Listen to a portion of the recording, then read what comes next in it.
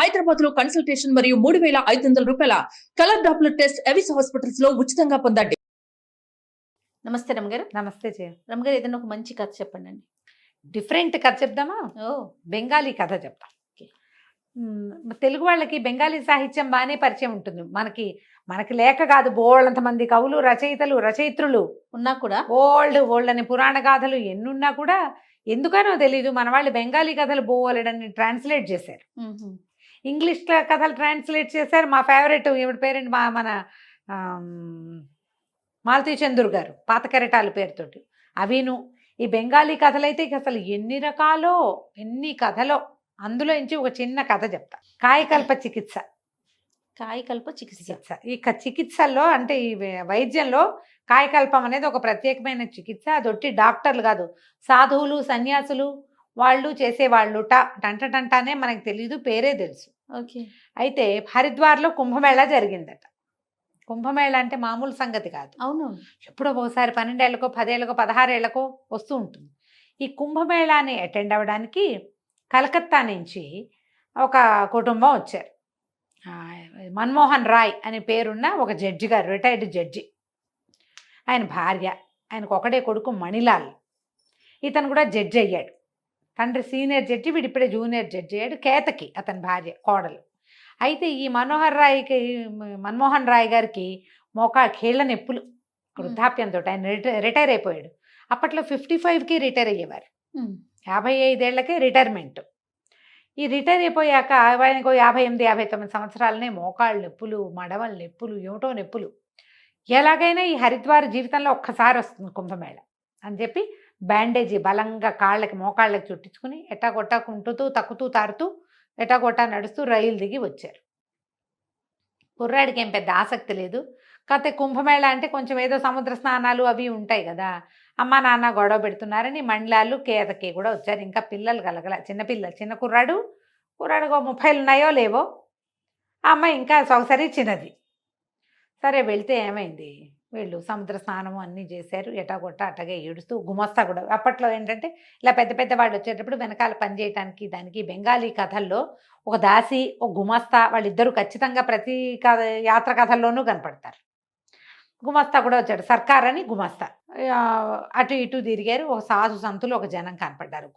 కనపడితే ఈవిడంది, ఏమండి దండం పెట్టుకుంటే కొడుకు అన్నాడు, ఏంటమ్మా వీళ్ళందరికీ దండాలు దయ్యాలు ఏమక్కర్లేదు, నేను దొంగ మొహాలు ఉంటారు వీళ్ళలో అంటున్నాడు.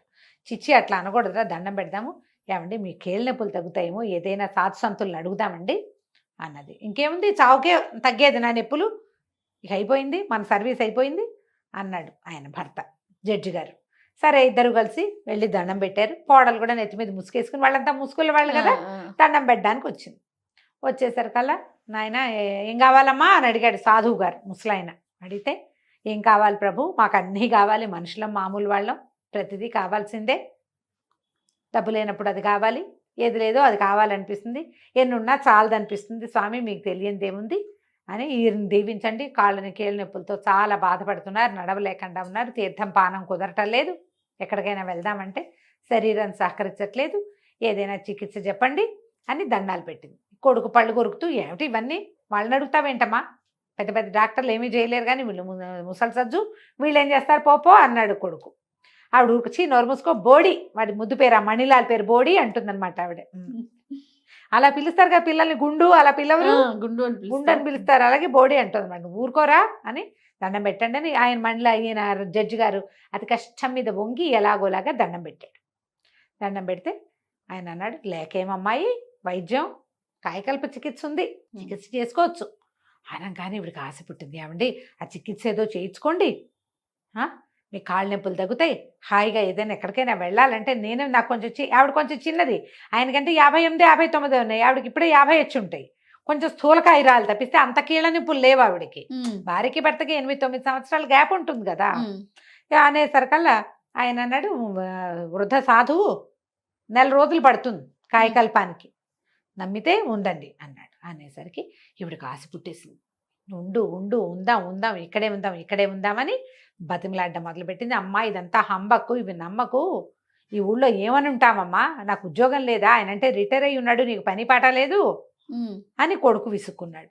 పిసుకునేసరికల్లా ఈయన మెల్లిగా సాధువు గారి దగ్గర కూర్చుని చిన్న సాధువుల దగ్గర విషయం కనుక్కున్నాడు. 1 నెల రోజులు ఏకాంతం, చీకట్లో ఉండాలి. 1 నెల రోజులు బయట ఏదైనా వార్తలు ఇవ్వటమే తప్పిస్తే చూడకూడదు. 1 నెల రోజుల పాటు లోపల ఉండాలి. ఉండేసరికల్లా ఈవిడేమంది, నువ్వు వెళ్ళిపోరా, మేము ఉంటానులే, నువ్వు ఇంటికి వెళ్ళిపో, మేము ఇక్కడే ఉంటాం, నేను చూస్తూ ఉంటానంటే ఈయన అన్నాడు, నీ గోలు ఎవడు పడతాడు, ఆయన ఏకాంతం అంటుంటే ఎంతసేపు చూస్తానంటావు, నువ్వు ఎవరు చూడకూడదుట, నువ్వేమో కూడా వెళ్ళిపోవు, నువ్వు కూడా పిల్లడితో పాటు వెళ్ళిపో.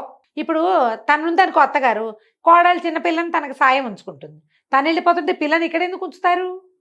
సరే మీరందరూ ఊరి బోడి మీ నాన్న మీ అమ్మని మీ ఆవిడ్ని తీసుకుపోరా, సర్కార్ని ఒకడిని నాకు తోడుంచు. వాడు ఉత్తరం రాస్తూ ఉంటాడు, ఈయన ఎవరితోటి మాట్లాడకూడదు, కమ్యూనికేట్ చేయకూడదు అన్నారు. ఉత్తరం రాస్తాడులే అని ఉండడానికి సిద్ధపడ్డారు. అయింది. అక్కడి నుంచి ఏమైంది, సరే తల్లి కొడుకు కోడలు ముగ్గురు వెళ్ళిపోయారు. సర్కారు మన్మోహన్ రాయ్ గారు ఉండిపోయారు, జడ్జి గారు సర్కార్ పనివాడి సర్కార్ గుమాస్తా సర్కారు ఉండిపోయారు.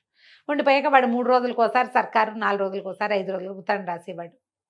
అయ్యగారి పళ్ళన్నీ రాలిపోయినాయి, కొత్త పళ్ళు గవ్వల్లాగా వస్తున్నాయి, నెత్తి మీద జుట్టంతా ఊడిపోయింది, జుట్టంతా పండిపోయింది కదా ఆయనకి, అంతా ఊడిపోయింది, కొత్తగా మొలకలు వస్తున్నాయి, నడక సాఫీ వచ్చింది, నొప్పులు తగ్గాయి, నడుము సాఫీ అయ్యింది, అలాంటివన్నీ రాస్తున్నాడు. నెల పూర్తయింది. నెల పూర్తయితే వీళ్ళు ఏం చేశారు, నాన్నగారు వచ్చే రోజు వచ్చేసింది, రేపు వచ్చేస్తున్నామని సర్కారు ఉత్తరం రాశాడు. టికెట్లు బుక్ చేసుకున్నారు. సర్కారు అయ్యగారు బండెక్కారు. బండెక్కాక ఆ బండి దిగాక అతను ఏమన్నాడు, ఈయన జడ్జి గారు, ఒరే సర్కార్, నువ్వు బజార్ వెళ్ళి కొంచెం పళ్ళు స్వీట్లు అవి కొనుక్కురా, నేను మన వాళ్ళని కొంచెం తమాషా చేస్తా అని చెప్పాడు. చెప్పేసరికి సరే సర్కారు బజార్లోకి వెళ్ళాడు. ఈయనేమో ఒంటెద్దు బండి దిగి, ఇప్పుడు ఒంటి గుర్రం బళ్ళు అవి దొరుకుతాయి, జట్కా దిగి ఇంట్లోకి వెళ్ళాడు. ఇంట్లోకి వెళ్తే ఆ రోజు ఏమైంది, మీ నాన్న ఎప్పుడురా వచ్చేది అని వాళ్ళ అమ్మ అడిగింది. అడిగితే అమ్మ మధ్యాహ్నం బండికి వస్తారు, సాయంకాలం బండికి వస్తారు. వీళ్ళు ఏం చేశారు, మధ్యాహ్నపు బండికి వచ్చేసారు. ముందుగా సాయంకాలం బండికి వస్తారంటే ఈ కేతకి ఏం చెప్పిందంటే, ఏమండి నేను మనం బజార్లో చూసిన చీర పట్టుకురండి, నేను ఆ చీర కట్టుకునే స్టేషన్కి వస్తా, చీర కట్టుకోకపోతే స్టేషన్కి రాను మామగారిని రిసీవ్ చేసుకోవడానికి అనేసరికి ఈయనన్నాడు, ఏమే నేను కూడా కాయకాలు పనిచేసుకుని వృద్ధుని అయిపోతాను, నీ రోగం బాగా కుదురుతుంది. మొగుడు పెళ్ళాలు బోళ్ళంతా సరసం ఆడుకున్నారు. తల్లేమో సరే అమ్మాయి ఏమిటి మేడ మీద ఉన్నారు వాళ్ళిద్దరు, కోడలు ఒక గదిలో, కోడలు కింద గదిలో ఏదో పని చేస్తుంది, అత్తగారేమో పై గదిలో. ఈ పిల్ల ఏం చేసింది, ఏదో పని చేసుకుంటుంది, భర్త ఏమో ఆఫీస్కి వెళ్ళిపోయాడు. మధ్యాహ్నం మామగారు వచ్చాడు. ఈయన లోపలికి వెళ్ళేసరికల్లా ఆ పిల్ల ఏదో పని చేసుకుంటుంది, నెత్తి మీద ముసుగు లేదు. చప్పుడయ్యేసరికల్లా వెనక్కి తిరిగి ఆ వచ్చారు చీర తెచ్చారా అని అడిగింది. ఈయన నిర్కాంతపడి, ఇదేమిటి కోడలు ఏనాడు ఆ పిల్లని ముసుగు లేకుండా చూసింది లేదు, చూడకూడదు అట్లా, వాళ్ళ పద్ధతి కాదు. అదేమో సగం పవిటంతా వెనకాల వీపు జీరాడిపోయి వీపంతా కనపడుతుంది. మొహం ఏనాడు ఆయన కోడల మొహం పెళ్లినాడు చూశాడు, మళ్ళీ చూడలేదు. ఆ పిల్లడి తిరిగి చీర తెచ్చారా తేలేదా, చీర తేకుండా నేను రావద్దని చెప్పానా లేదా, మరి ఇంట్లోకి ఎందుకు వచ్చారు, ముందు వెళ్ళి చీర పట్టుకురండి అంది. అనేసరికి ఈయన గిరుక్కుని తిరిగాడు. ఆ అమ్మాయి ఏమనుకుంది, భర్తే చీర పట్టుకు రావడానికి వెళ్ళాడు అనుకుంది. ఈయన గబగబా మెట్లెక్కి పైకి వచ్చాడు. మెట్లెక్కి పైకి వస్తే ఆవిడేమో ఏదో కుట్టుకుంటుంది కూర్చొని, ఆ భార్య కాస్త కను వెలుగులో ఉంది. అమ్మి నేను వచ్చేసాను అన్నాడు. అమ్మీ అన్నాడు. ఇవిడికి అమ్మలాగా వినపడింది. ఏమిట్రా బోడీ, ఎప్పుడురా మీ నాన్న వచ్చేది అని అనగానే నిర్కాంతపడికి ఏమిటి బోడీ బోడీ అంటుంది, ఏమిటో తెలియలేదు. నేనేనే అన్నాడు. నేనేనే అనగానే ఏమిటది, ఏం మాట్లాడుతున్నావు, ఏమిటా మాటలు, సరిగ్గా మాట్లాడు వెధవా అంటుంది ఆవిడేమో. ఇంకేం చేయాలో తెలియలే. అర్రే సర్కారం తేకుండానే వచ్చానే, వీళ్ళు నన్ను గుర్తుపడుతున్నట్లేదు అనిపించింది. అర్థం కాలేదు, సర్కారు కావాలి ఇప్పుడు. ఆయన మెట్లు దిగి రావటం మొదలుపెట్టాడు. దిగి వస్తుంటే కింద నుంచి మణిలాల్ వచ్చాడు పైకి. ఆ మెట్ల మీద వెలుగు అప్పట్లో కరెంట్ లేదు, అన్ని గదుల్లోనూ దీపముడ్లు ఉండేవి. మెట్ల దగ్గరికి వెళ్ళాలంటే గదిలో నుంచి పైనుంచి కిందకి దిగేవాళ్ళు బుడ్డి పుచ్చుకుని దిగుతారు, కింద నుంచి పైకి ఎక్కేవాళ్ళు దీపం పుచ్చుకుని ఎక్కుతారు.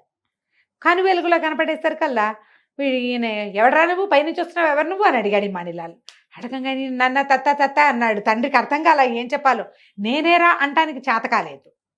క్లయింటుని అన్నాడు. అనేసరికి క్లయింట్ పైకి ఎత్తుకెళ్ళావు నువ్వు, ఎవరు నువ్వు అని ఇట్లా చొక్కా పుచ్చుకున్నాడు. పుచ్చుకోగానే ఈయన నిర్కాంతపోయి నేనేరా మీ నాన్నని అన్నాడు. మా నాన్న ఇంకా నయం, మా నాన్నమేంటి దొంగ బద్దాలు ఆడుతున్నావా, పట్టు అని కిందకి ఈడ్చుకొచ్చేసాడు. ఈడ్చుకొచ్చేసరికల్లా ఈ లోపల వాళ్ళ అమ్మ పైనుంచి కాస్త దిగుతోంది, యువతలకి వచ్చింది. ఏమిట్రా మా బోడీ అరుస్తున్నావు, ఏమైందిరా అంటే వీడెవడోనమ్మా క్లయింటు, ఇప్పుడేమో నాన్న అంటాడు. చూసుకోవరా మీరు అన్నాడు. చూసుకోవటం ఏమిట్రా, ఇప్పుడు నువ్వేగా కిందకి దిగెళ్ళావు అంటుంది. కొడుకే వచ్చాడు అనుకుంటుంది కదా ఆవిడ.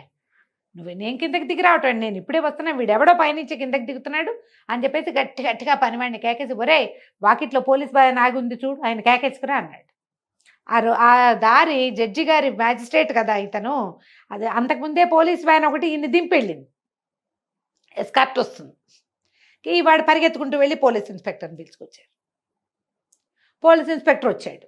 ఆ కను వెలుగులో ఎవరో కుర్రాడు, ఇంచుమించుగా మణిలాలంత పొడుగు ఉన్నవాడు, నెత్తి మీద జుట్టు, వృద్ధుడయ్యేందుకు అవకాశం సుతరాము లేదు. ఇంకేముంది, అక్కడి నుంచి పోలీస్ ఇన్స్పెక్టర్ లోపలికి వచ్చి, ఎవరో నువ్వు ఏమిటంటే, ఇన్స్పెక్టర్ గారి కుర్చీ వేశారు. ఈయన హతాశుడని నెత్తివి చేయబెట్టుకుని కింద కూలబడ్డాడు. మామూలు పరిస్థితుల్లో అయితే ఆయన కింద కూలబడలేడు, మోకాళ్ళు సహకరించవు. ఇప్పుడు కుర్రాడైపోయాడు ఆయన, ఢామ్మని కింద కూర్చున్నాడు. ఈ మణిలాల్ అన్నాడు, ఎవరోనండి, ఇంట్లోకి వచ్చేసాడు.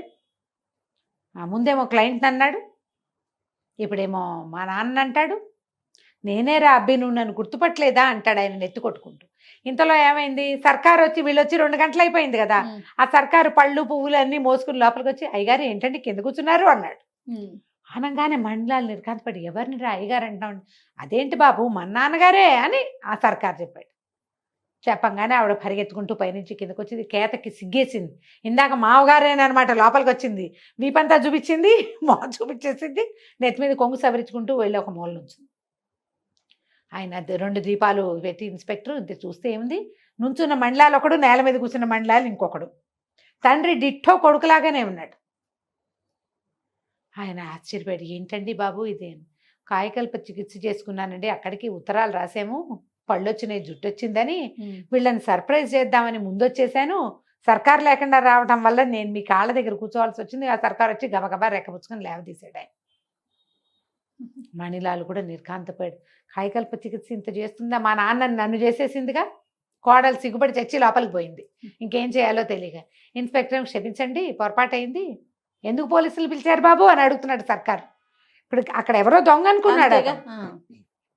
ఇంతలో ఏమైంది, మ్యాజిస్ట్రేట్ని కలవడానికి ఒక వార్త, టీవీలో వార్తలు పేపర్లో వేస్తారు కదా, వాళ్ళొకళ్ళు వచ్చి వీళ్ళిద్దరినీ ఫోటో తీశారు. ఫోటో తీసి మర్నాడు పేపర్లో వేశారట. 25 ఏళ్ల భర్త, 50 ఏళ్ల భార్య, ఇప్పుడు ఏం చేస్తారు వీళ్ళు అని. ఆవిడ బోమని ఏడుపు, మళ్ళీ చికిత్స చేసుకురా, లేదా ఇంకా 4 రోజులు నేను చచ్చాక ఇంకో పెళ్లి చేసుకుందు కానీ, ఇప్పుడు కొడుకు అంత ఉన్నవాడితోటి నువ్వు నేను కలిసి ఉంటాం ఏమిటంటుంది ఆవిడ. అబ్బాయి 25 ఏళ్ల వాడైపోయాడు ఆయన. అదే పళ్ళు ఊడిపోయినాయి, కొత్త పళ్ళు వచ్చినాయి, జుట్టు అంతా ఊడిపోయింది, తెల్ల జుట్టు అంతా, మళ్ళీ ఫ్రెష్ జుట్టు వచ్చింది. వాడు చూస్తే అన్నయ్య భార్య తమ్ముడు పక్కన, కొడుకు పక్కన నుంచుంటే ట్విన్స్ అల్లే ఉన్నారు వాళ్ళిద్దరు. కోడలంటే, ఓహో 50-60 ఏళ్ళు వస్తే మీ నాన్నలాగా అవుతారా మీరు, కర్మ అంటుంది. ఎవరైనా మనకి 25లో 30లో తెలియదు కదా, 50 వచ్చాక ఎలా అవుతామో మనకి ఎట్లా తెలుస్తుంది. అప్పుడు వార్తల్లో కూడా పడ్డారట వాళ్ళు. కాయకల్ప చికిత్స చేసుకుంటే భార్యాభర్త ఇద్దరు చేయించుకుంటే ఇద్దరు యంగ్ అయ్యను. ఆవిడ ఇక్కడే ఉంది, ఆయనకి మోకాళ్ళ నొప్పులు పోవడం కోసం చేస్తే ఇదిగో ఇది అయ్యిందనమాట. కథ కంచికి మనం ఇంటికి. బాగుంది రమ్మగారు. నమస్తే. నమస్తే.